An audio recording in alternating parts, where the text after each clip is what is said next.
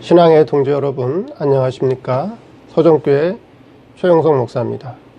오늘 여러분과 함께 은혜를 나누고 싶은 말씀은 구약성경 출애굽기 2장 15절로 17절 말씀입니다.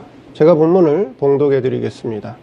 바로가 이 일을 듣고 모세를 죽이고자 하여 찾은지라. 모세가 바로의 낯을 피하여 미디안 땅에 머물며 하루는 우물 곁에 앉았더라. 미디안 제사장에게 7달이 있더니 그들이 와서 물을 길어 구유에 채우고 그 아비의 양무리에게 먹이려 하는데 목자들이 와서 그들을 쫓는지라. 모세가 일어나 그들을 도와 그 양무리에게 먹이니라. 오늘 말씀 제목은 미디안 제사장의 7달이라는 제목으로 말씀을 증거하도록 하겠습니다.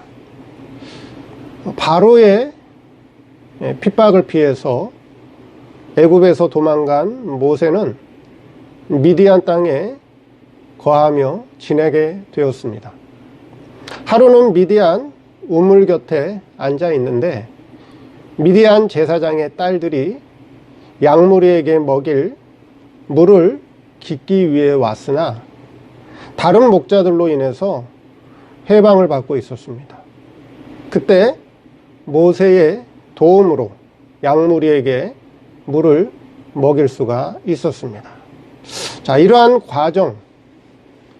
자, 모세가 애굽에서 40년을 살다가 또 미디안에서 40년을 살게 되고 또 하나님의 종으로 40년을 일하게 되었고 또 모세가 애굽에서 쫓겨나 미디안에서 40년을 훈련받는 것, 또 미디안 제사장 이드로에게는 7달이 있었다라고 하는 것.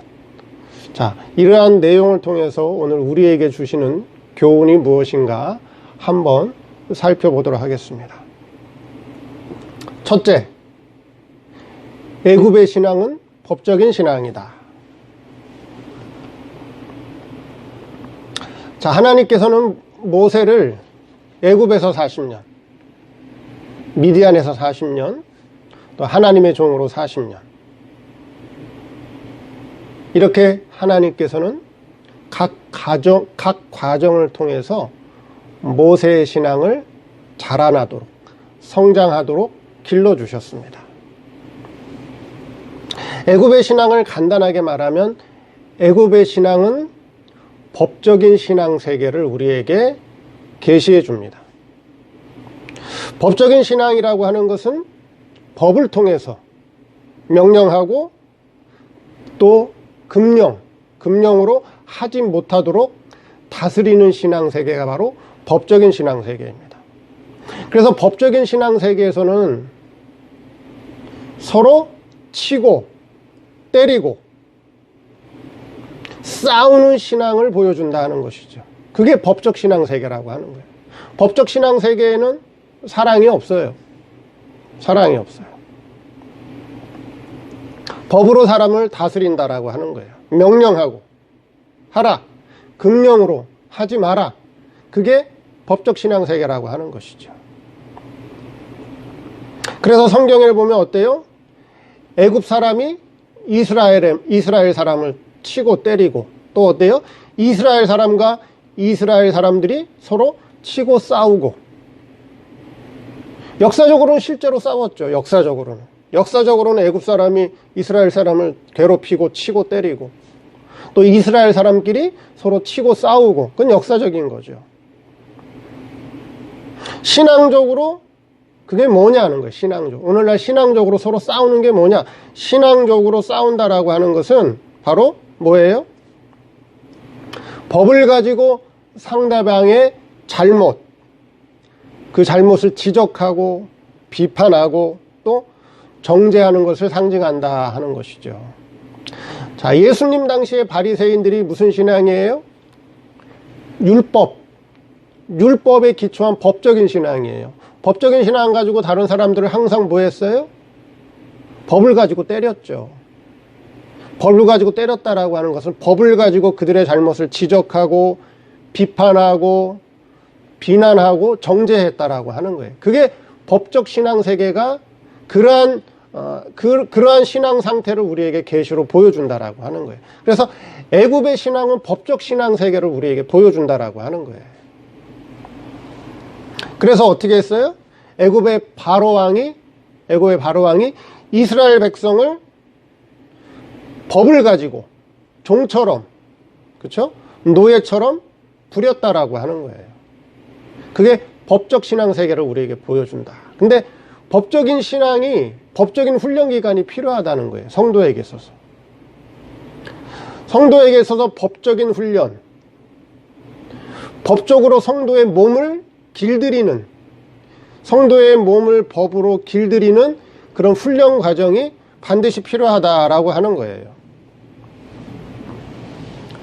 법을 통해서는 참신앙이 자라지 못하지만, 법을 통해서는 성도의 참신앙이 자라지 못하지만, 법이 무너지거나 성도에게 있어서 하나님의 법이 무너지거나 하나님의 법이 없으면, 그렇죠? 하나님의 법이 없으면 그 사람의 신앙에는 한계가 없게 되고, 한계가 없고 경계가 없기 때문에 무질서한 신앙이 된다라고 하는 거예요. 무질서한 신앙. 그래서 성도 신앙의 가장 기초가 되는 게 뭐냐? 하나님의 법이 바로 잘 서 있어야 된다라고 하는 거예요. 그래서 하나님의 법, 신앙의 법을 철두철미하게 잘 지킬 줄 알아야 된다라고 하는 거예요. 모세는 애굽에서 40년 동안 바로 뭐예요? 이 법적인 신앙이 충만히 자라게 되었습니다. 법적인 신앙이 충만하게 자랐는데 그 법적인 신앙을 가지고 이스라엘 백성을 구원하려고 했지만 어때요? 구원하지 못했다라고 하는 거죠. 오히려 애굽 사람을 쳐서 죽이게 되었다라고 하는 거예요. 그래서 법적인 신앙은 다른 사람의 신앙을 살리는 것이 아니라 오히려 다른 사람의 신앙을 죽이는 그런 결과를 낳게 된다. 그래서 애굽의 신앙은 뭐냐? 법적인 신앙이다.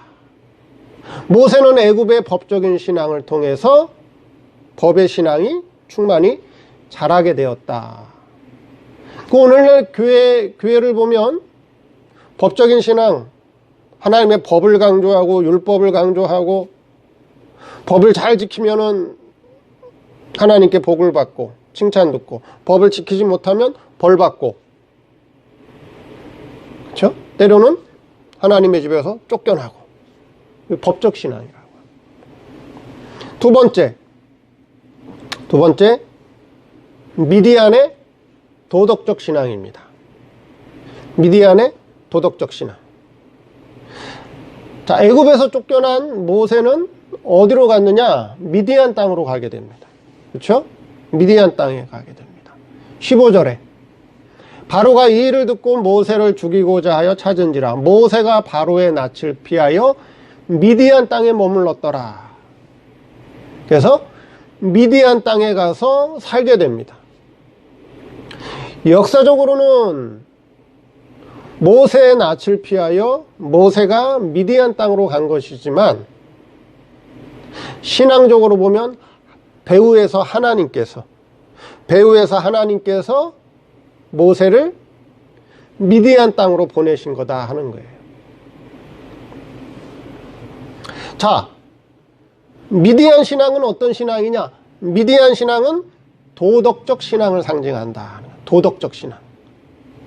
자, 법적인 신앙은 법을 통해서 성도의 몸을 길들이는 거예요.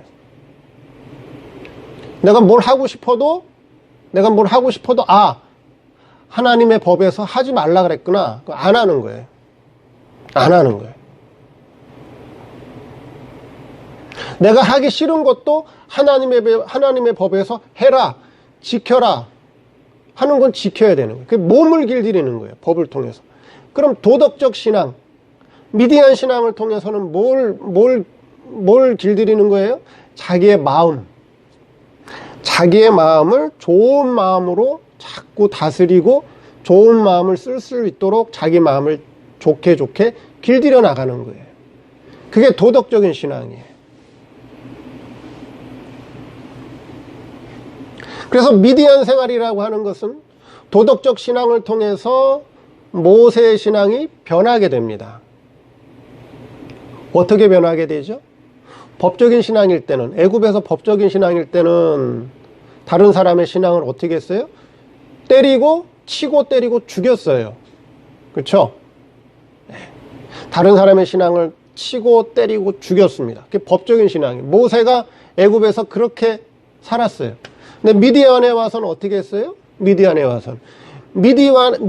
와서는 그의 신앙이 변하게 됐다라고 하는 거예요. 그래서 다른 사람을 치거나 때리거나 죽이는 게 아니라 어떻게 했죠?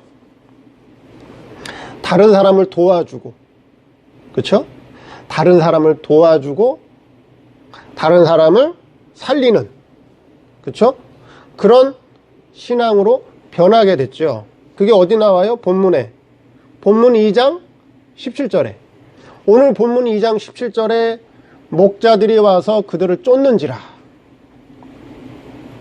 자, 미디안 제사장의 7딸이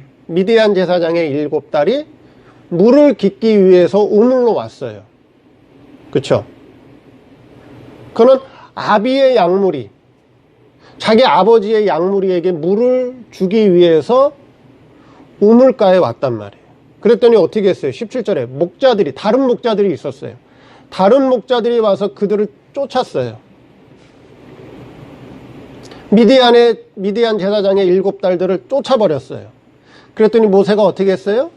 모세가 일어나 그들을 도와서, 미디안 제사장들의 딸들을 도와서 그 양무리에게 먹이니라. 자, 모세의 신앙이 어떻게 됐어요, 이제? 다른 사람을 도와주고, 약한 사람을 도와주고, 그들에게 도움이 되는 그런 신앙으로 변하게 됐어요. 그게 무슨 신앙이냐? 그게 도덕적인 신앙이에요. 도덕적 신앙. 도덕적 신앙이 뭐예요? 좋은 일 많이 하는 거.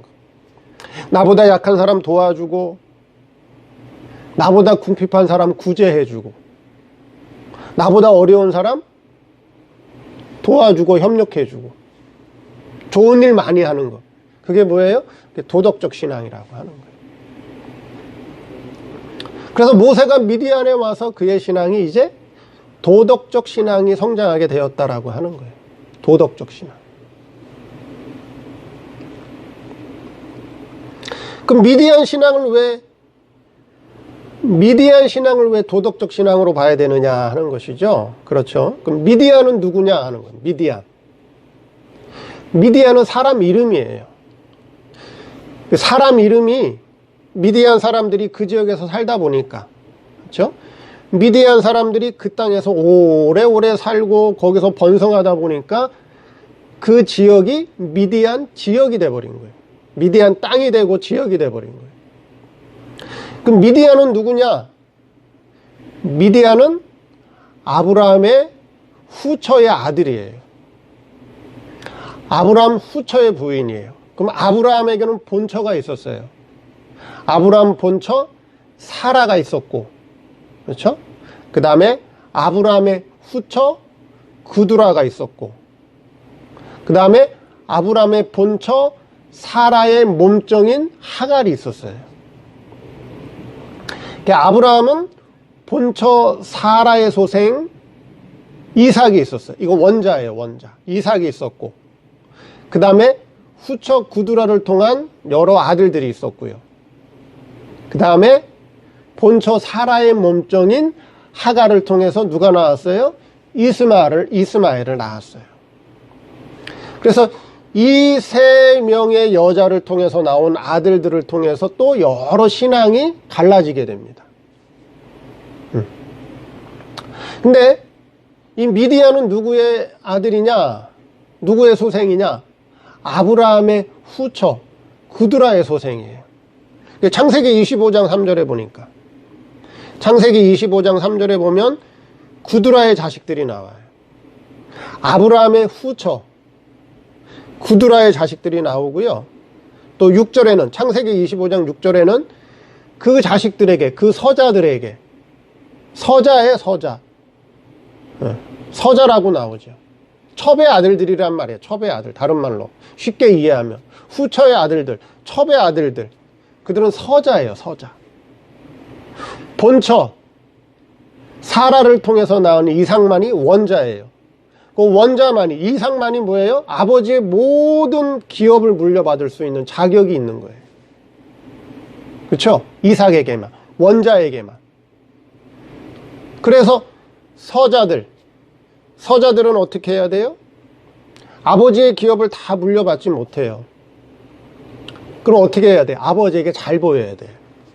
그렇죠? 아버지에게 잘 보여야 돼요. 그래서 자기를 잘 가꾸어서, 자기를 아름답게 보여서 아버지로부터 재물을 물려받아야 돼요.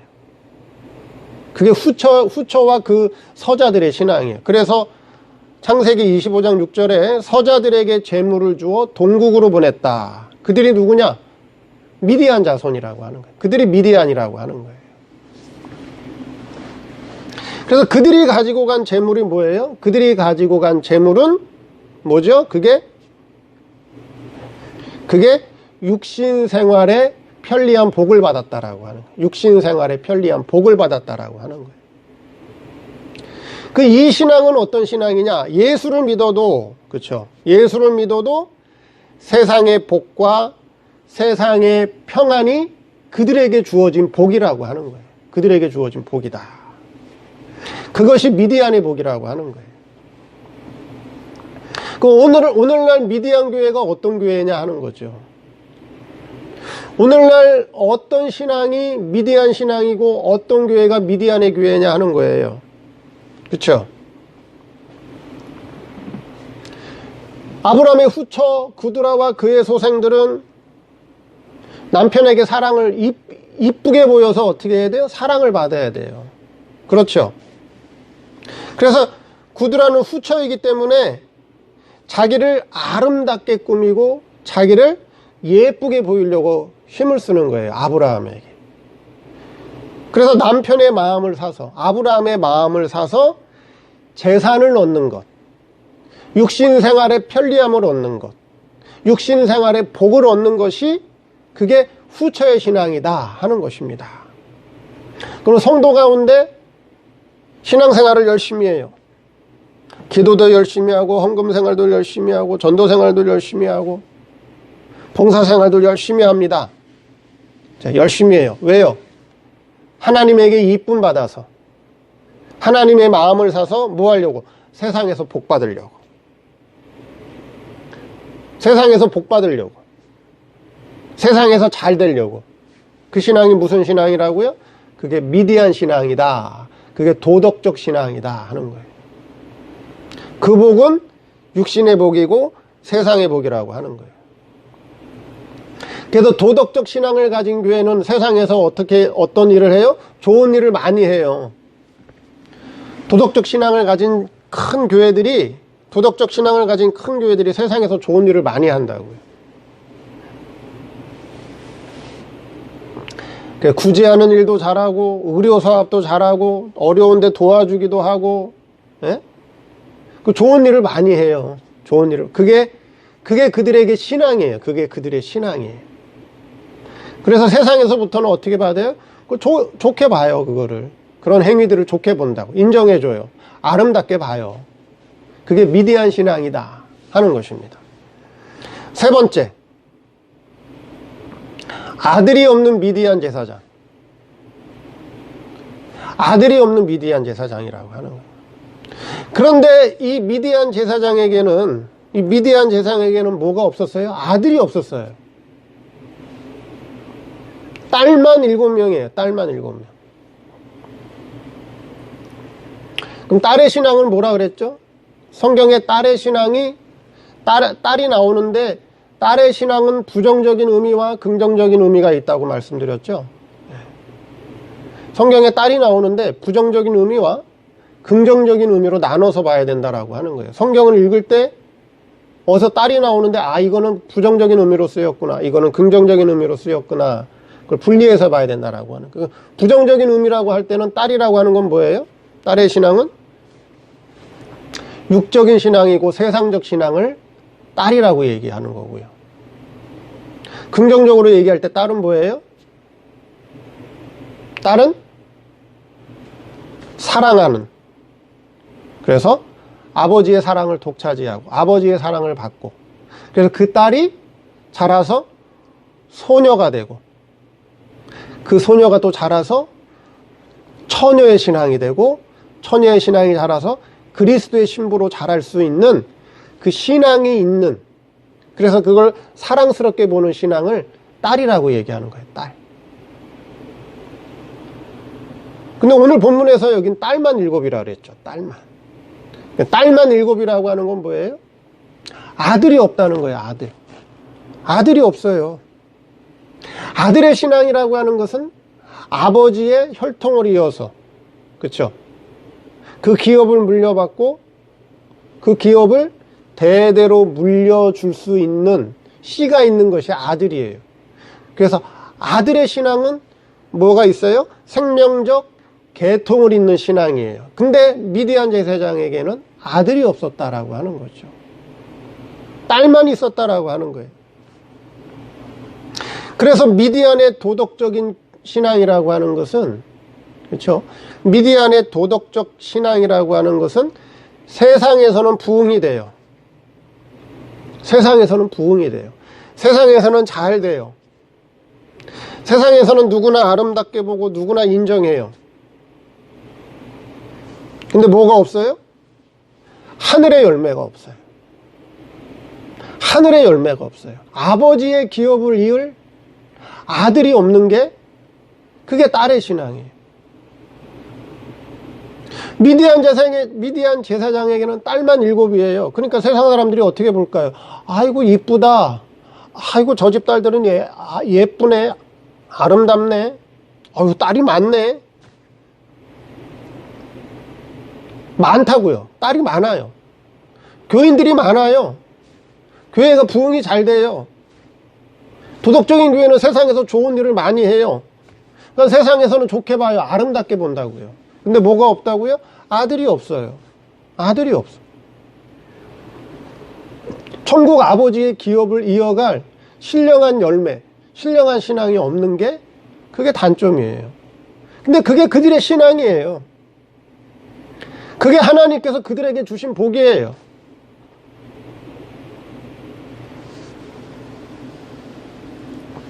미디안 제사장이 다스리는 땅이 미디안 땅이에요. 오늘날로 얘기하면 그게 교회예요. 교회. 미디안 제사장이 다스리는 교회라고 하는 거예요. 미디안 제사장은 하나님께 바쳐진 종이에요. 그렇죠? 종이에요. 근데 이 미디안 제사장은 딸들에게, 성도들에게 무슨 복을 빌어주는 제사장이에요? 세상의 복, 땅의 축복을 빌어주는 제사장이라고 하는 거예요. 그래서 미디안 제사장도 귀한 종이죠. 미디안 제사장도 귀한 종이지만 다만 생명을 잇는 아들이 없다라고 하는 거예요. 아들이 없다. 딸만 7이다 하는 거예요. 딸만 7이다.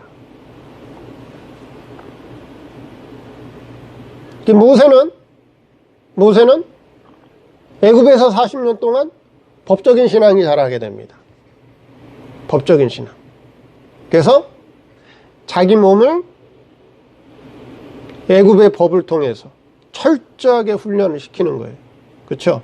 40년 동안 철저하게 훈련을 시켰어요. 그래서 법적인 신앙이 자라게 되죠. 근데 이 법적인 신앙을 통해서는 다른 사람의 신앙을 살리지 못한다 하는 거예요. 다른 사람의 신앙을 오히려 죽이게 된다라고 하는 거예요.